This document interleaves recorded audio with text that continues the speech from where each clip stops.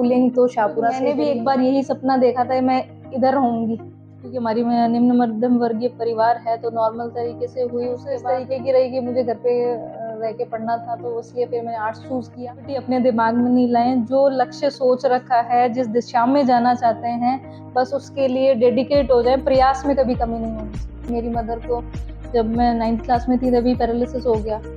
तो काम आपको पसंद है और उसी को आप करते हैं ना, बहुत इजीली कर लेते हैं। नमस्कार, मैं भारती खंडेवाल प्रखंड अमृत से, और विमेन ब्यूरोक्रेसी की आज इस कड़ी में हमारे साथ हैं 2015 बैच की RS ऑफिसर निशा अग्रवाल मैम। नमस्कार मैम, स्वागत है आपका प्रखंड अमृत में। Thank you ma'am. Nisha ma'am मूलतः जयपुर के शाहपुरा से हैं और एक मध्यम वर्गीय परिवार से बिलोंग करती हैं, और RS बनने का इनका सपना बचपन से था, और ये नाथद्वारा सहित अनेक फील्ड जॉब में रही हैं। तो सीधे मैम से बात करते हैं। मैम, आपकी जर्नी के बारे में, कैसे ये सफ़र शुरू हुआ, कैसे RS बनी और कहाँ से हैं? उसके बाद में कॉलेज भी वहीं से किया। शाहपुरा में एक्चुअली हमारे कई फ्रेंड्स की फैमिलीज़ में और काफ़ी ब्यूरोक्रेट्स रहे हैं। जब हम बचपन में थे तो उनको देखते थे। साथ ही जब मेरा 8th और 10th बोर्ड में मेरिट में आई थी, तो वहाँ के लोकल SDM से और कलेक्टर से सम्मानित होने पर लगा कि ये इनके जैसे मुझे भी सामने की ओर आना है। फिर कॉलेज किया। कॉलेज के बाद जब मैं जयपुर आई पढ़ने के लिए, तो यहाँ काफ़ी तैयारी वगैरह फिर स्टार्ट करी। उसके बाद फिर इसी तैयारी में जुट के अपने लक्ष्य को प्राप्त किया। तो फिर उसके बाद आप कैसे आगे बढ़ते गए जयपुर में 2010 में? जयपुर में 2010 में आई। उसके बाद मैंने ज्योग्राफी से PG में एडमिशन लिया था। PG में एडमिशन लेने में मैंने RS की तैयारी के साथ में UPSC की भी साथ में तैयारी करी। इसके अलावा नेट और JRF भी 2012 में क्लियर किया। 2012 में ही मेरा ये फर्स्ट अटेम्प्ट था जिसमें मैंने इसमें किया। फिर इसमें मैंने ज्योग्राफी और पब्लिक एडमिनिस्ट्रेशन से एग्ज़ाम दिया था, और उसमें फिर सफल होके 2015 में हमारी जॉइनिंग हुई। और उसके बाद ट्रेनिंग के बाद में मेरी पहली पोस्टिंग नाथद्वारा SDM के रूप में हुई। नाथद्वारा चूँकि अपने आप में ही एक धार्मिक सिटी है, पर्यटन की दृष्टि से काफ़ी उन्नत भी कह सकते हैं। वहाँ लोगों का आना-जाना एक तरह से लाइव सिटी है, जो सुबह से रात तक चलती ही रहती है। कभी शायद वहाँ लोग सोते नहीं हैं, हमेशा दर्शन के हिसाब से वहाँ चलता ही रहता है। साथ ही हम देखेंगे तो नाथद्वारा चूँकि सदर्न राजस्थान के बेल्ट में है, तो वहाँ ट्राइबल बेल्ट लोग भी काफ़ी हैं। तो उन तक सरकार की स्कीमों का लाभ पहुँचाना, चूँकि मैं ग्रास रूट लेवल पे वर्क करने के लिए सरकार ने मुझे नियुक्त किया, तो ग्रास रूट लेवल पे लोगों तक वो सरकार की स्कीमों का लाभ पहुँच जाए, उस दिशा में कैसे काम हो, मेरा बेसिक उद्देश्य यही था। साथ ही चूँकि मैं भी खुद भी मिडिल क्लास फैमिली से हूँ और एक लड़की हूँ, तो मेरा खुद का भी ये था, क्योंकि मैंने भी वो पैट्रियार्कल सोसाइटी देखी है जिसमें सोसाइटी वाले हमेशा एक तरह से रोड़ा ही अटकाते हैं कि क्यों आप किसी को भेज रहे हो, ये ऐसा हो जाएगा, वैसा हो जाएगा। एजुकेशन को मतलब डीमोटिवेट करते हैं, बेसिकली जो पेरेंट्स भेजना भी चाहते हैं उनको भी डीमोटिवेट किया जाता है। तो ऐसा सोसाइटी मैंने भी फेस करी है, इसलिए मेरा वहाँ भी यही था। और वहाँ चूँकि ट्राइबल बेल्ट ज़्यादा थी, तो अभी भी मेरा यही है कि कोई भी लड़की अगर मुझसे पूछने आती है, तो मैं उसको उसी दिशा में मोटिवेट करती हूँ कि तुम तो पढ़ते जाओ, दुनिया का सोचना बंद कर दो। कोई कुछ भी कहता रहेगा, दिमाग के अंदर रखो ही मत, क्योंकि जैसे ही अगर दिमाग में रखना शुरू कर दिया, उसके बाद उसी से आप नीचे होते जाओगे, ऊपर नहीं बढ़ पाओगे। तो वहाँ भी मेरा उद्देश्य यही था कि ट्राइबल बच्चों के हॉस्टल्स वगैरह थे, तो उनमें विजिट करना, स्कूल्स में भी गर्ल्स से फ्रेंडली बात करें, ताकि उनको ये नहीं लगे कि ये कोई बहुत स्पेशल है, कि हम भी हो सकते हैं उस बात। JD में आप क्या काम देखती हैं यहाँ पर? JDA, चूँकि आप खुद भी जानते ही हैं कि जयपुर डेवलपमेंट अथॉरिटी जो JDA लिमिट में एरियाज़ हैं, उनमें लैंड रिलेटेड वर्क्स सारे यहीं होते हैं। आम आदमी की तरह हम देखें तो आम आदमी के जो भी प्लॉट्स वगैरह हैं, उनका पट्टा हो गया, उसका पट्टे के बाद में नाम ट्रांसफ़र हो गए, किसी को सब डिविज़न कराना है, किसी पर्पज़ के लिए लैंड अलॉट करानी है, एनक्रोचमेंट अगर गवर्नमेंट लैंड हो गया या पट्टाशुदा लैंड हो गई, तो उस तरीके से उससे रिलेटेड वर्क JDA में होता है। और हमारा काम भी बेसिकली यही होता है। JDA में हालांकि अदर विंग्स और भी हैं, कि प्रोजेक्ट्स के लिए भी हैं, तो प्रोजेक्ट्स वगैरह में भी land related issues deputy commissioners देखते हैं। तो मैं यहाँ as a deputy commissioner posted हूँ। मैं यहाँ जोन 14 में, जोन 13 में रही हूँ। अभी फिलहाल मैं जोन 1 में पोस्टेड हूँ। तो यहाँ भी वही है, आम लोगों में बेसिक रूटीन। हाँ, पिछले 3-4 सालों में जेडीए में काफी चेंजेस हुए हैं। पिछले जेडीए के अंदर आप सारे कार्य को देखते हैं और ज्यादा से ज्यादा प्रक्रिया को सरल बनाने की कोशिश हाँ, करते सरल हैं। बना के लोगों को आना नहीं पड़े, उनकी सर्विस डिलीवरी फास्ट हो जाए, इसी पे और कोशिश फोकस। भी रहती है कि रेवेन्यू जेडीए का भी रेवेन्यू जनरेट जनरेट हो, गवर्नमेंट लैंड्स पे जो लोगों ने कब्जे कर रखे हैं उनको हम फ्री करा सकें, और स्कीम्स नई लॉन्च कर सकें गवर्नमेंट लैंड्स पे, ताकि लैंड डिस्पोजल भी हो और जेडीए को भी रेवेन्यू वाली हो। अब एक सवाल आ रहा है इसका ये कि बचपन में आपने स्ट्रगल भी देखा होगा। बिल्कुल। क्योंकि हर सफलता के पीछे स्ट्रगल तो छिपा हुआ ही होता है।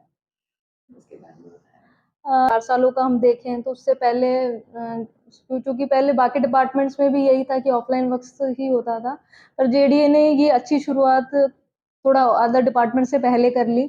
यहाँ पिछले 3 से 4 सालों से ये जो आम जनता के बेसिक वर्क्स हैं उनको सबको ऑनलाइन कर दिया गया है, कि जैसे कि किसी को पट्टा लेना हो, नाम ट्रांसफर कराना हो, सब डिवीजन हो, तो ये सारी चीज़ें ऑनलाइन ही हो गई हैं। एप्लीकेंट को ऑफिस में आने की ज़रूरत नहीं होती है, उसको ऑनलाइन आवेदन करना है। उसके बाद उसके, चूँकि ये लैंड रिलेटेड वर्क है, टाइटल के इश्यूज़ होते हैं, तो हमें ओरिजिनल डॉक्यूमेंट देखने ही पड़ते हैं, तो उनको बस एक बार वेरिफिकेशन के लिए आना पड़ता है।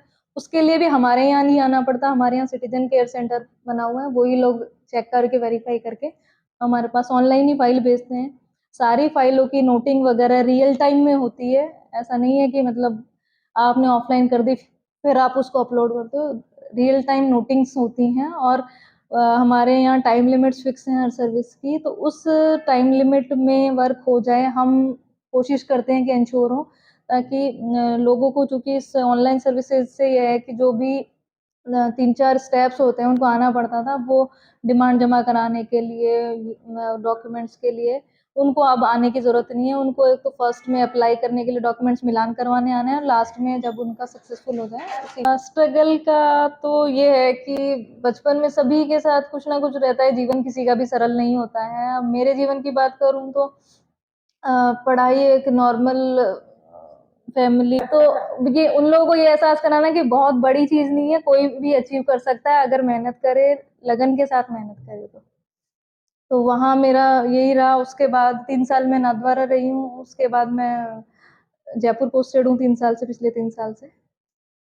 थोड़ा-सा फैमिली इश्यूज़ रहे, क्योंकि फिर उसके 1-2 साल तक शी इज़ ऑन बेड, तो पूरी फैमिली को ही दिक्कत थी, तो हम भी उसमें हमें भी थोड़ा-सा झेलना पड़ा, लेकिन सपोर्टिव फैमिली होती है तो शायद आगे बढ़ने में इतनी दिक्कत नहीं हुई। जी।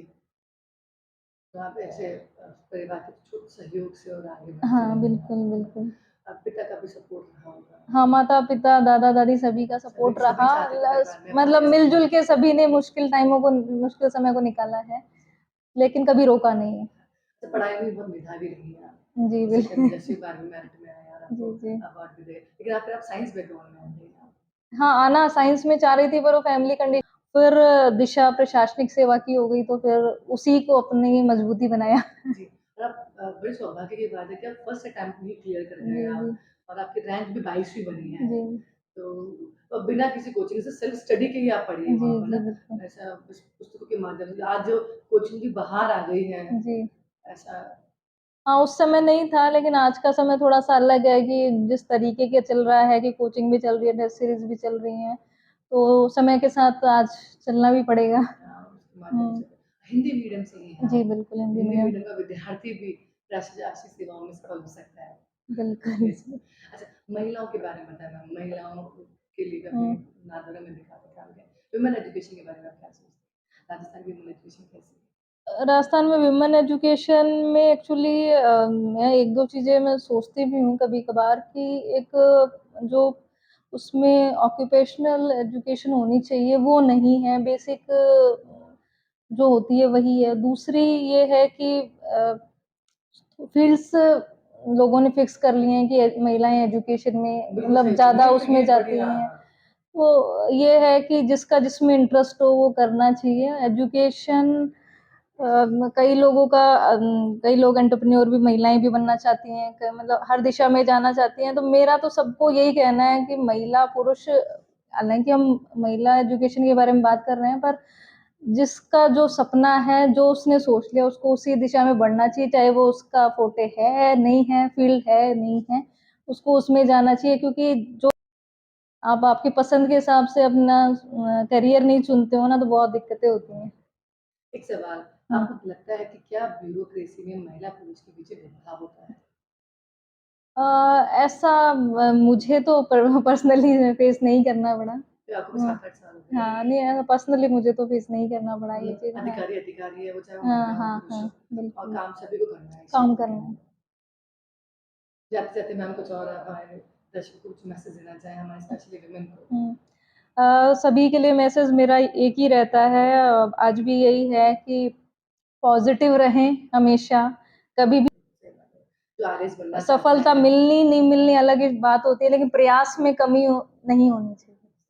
पूरे डेडिकेशन और पॉजिटिव एटीट्यूड के साथ में करें, कोई भी काम करें। माइक में ले लूं? हाँ बहुत अच्छा बोले आप। ये थी हमारे साथ बहुत ही सरल, सौम्य और पॉजिटिव सोच रखने वाली आरएस अधिकारी निशा अग्रवाल मैम, जिनके विचार आने वाले महिलाओं के लिए और जो लोग आरएस की तैयारी कर रहे हैं उनके लिए प्रेरणादायी हैं। अगले एपिसोड में हम फिर मिलेंगे एक और नई ब्यूरोक्रेट अधिकारी के साथ। तब तक के लिए हमें दीजिए इजाजत। हमारे चैनल को लाइक, शेयर और सब्सक्राइब करना नहीं भूलें। नमस्कार, धन्यवाद। धन्यवाद मैम, थैंक यू मैम।